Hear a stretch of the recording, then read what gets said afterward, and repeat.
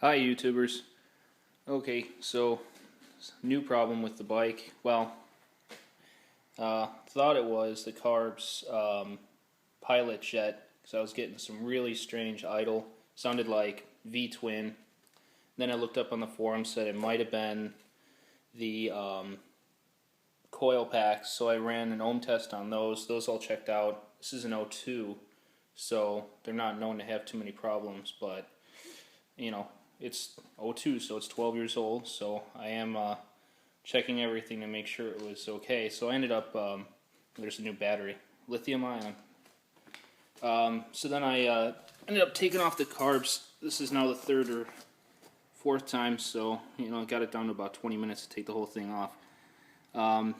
Took the carbs off the first time and opened up the bowls here and gave everything a good cleaning. It didn't look too bad. Pulled the pilots and the mains and sprayed them out with carb cleaner. Put them back. Buttoned everything back up. Started it up. Sounded great. Took it for a ride. Ran fine. Then let it sit for a couple hours. And basically, when I went to start it up after it sat, I went back to running like shit. And I didn't know what was the problem. And the more I thought about it, I was thinking, okay, this is clearly an issue with the floats, because let's see if I can. I'm going to lose this light, so it's going to get dark. But basically, if I can do this right, if you look here, yeah, there are the floats, and then inside there's a very tiny metal tab that these pins, they're called needle valves, sit in, and there's a tiny rubber piece on the tip there. Of course my camera's not going to focus on it, but they're very delicate. Basically, it doesn't take much and they will be shot.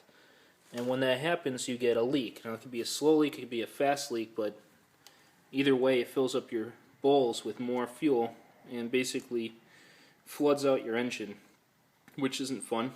But quick trip to the bike shop, and they took one look at one of the needles, and they said, yeah, it's shot, buy new ones, which is fine. I was all happy to do that, and they were happy to take my business, because these damn things cost $28 a piece.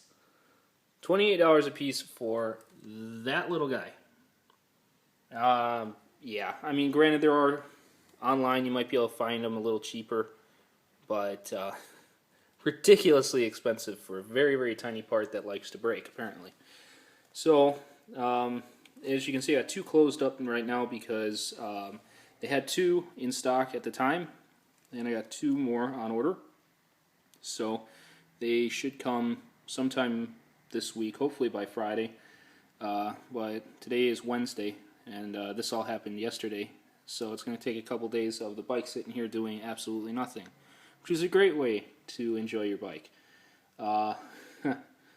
But you can see here, I can go over real quick. If you look here, I'll point out as best I can, holding the light and the camera. But here is where that little valve, that little needle valve, sits into and plugs up the fuel, which comes through here in. And then this, from what I can remember, goes as a fuel supply for the choke. Here is your main jets inside the valve, what was it called? Jet needles, which is not to be confused with the needle jets. Yeah, this is fun. And then here's your pilots, real tiny ones. And each one will work, these two work in conjunction based on how far open the throttle gets. So it starts off for like idle, and a little bit it's going to be the pilots, and then as you really gun it, then you get the mains coming into play. Most times when you do a jet kit, you're going to get new mains and new needles. The needles, if I can rotate this carefully, if you look in here, Sorry. Okay. This camera's not going to work so well, but if you look, you'll see that this slide is connected to that needle, and the needle is what pulls up in that on a taper, and the more that it opens up, the more fuel can get entered in through here, because that's where the needle is basically partially plugging the main jet to meter the fuel. And then here's your air fuel mixture screw, and that's basically for your mixture pretty much at idle. If it's running really shady at idle, it can be that you need to turn those a little bit. Fun part is that the way these carbs sit on the bike, they don't, you can't really turn them unless you pull the carbs, at least pull them off the seats. So, yeah, that's another fun part of Yamaha engineering. Don't get me wrong, I really do like how they've engineered a lot of the stuff on here.